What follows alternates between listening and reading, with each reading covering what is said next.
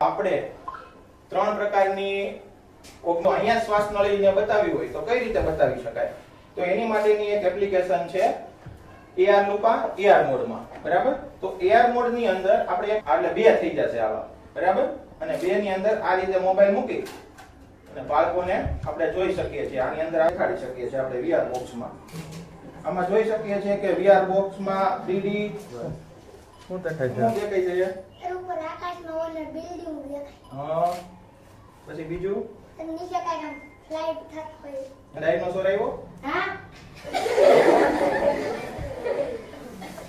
Virtual reality. આવી reality સાચી છે નહીં, પણ આમાં જોવો તો તમને ખબર પડી જાય તમે અહીંયા જંગલમાં ચાલ્યા જાવ છો. હોય તો બોલો ક્રિશાબેન કેટલા આવશે? કેટલા આવશે?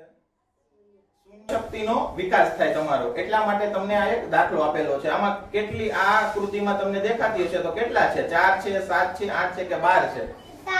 7 છે. પછી હું 7 આપું છું, બરાબર? જવાબ આ છોકરાએ કીધું 7 છે, ખોટો જવાબ છે. પોતાનું બ્લડ પ્રેશર, આ બ્લડ પ્રેશર નું એક અહીંયા સેન્સર મૂકેલું છે. આ બ્લડ પ્રેશર માપશે, આ એનું ટેમ્પરેચર માપી લેશે અને આ અંદરનું બીજું સેન્સર છે એની હાર્ટબીટ માપી લેશે. આ બે કામ પછી 3 સેકન્ડ 4-5 સેકન્ડ રાખજો, બરાબર?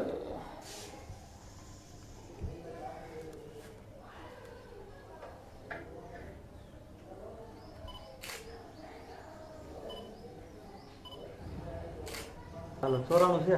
હા હા બોજી હા જોયું. Hello okay. હવે રેડી જો 95.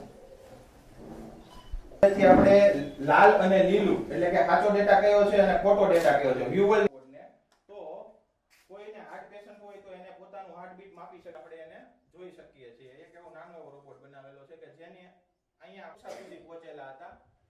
વલસાડ મુકામે આપણે ગુજરાત સરકાર દ્વારા એ અહીંયા નાનું એવું પ્રેઝન્ટેશન મૂકેલું છે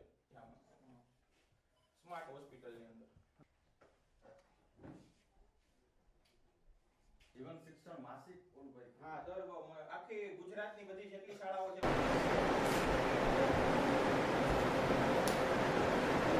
બસ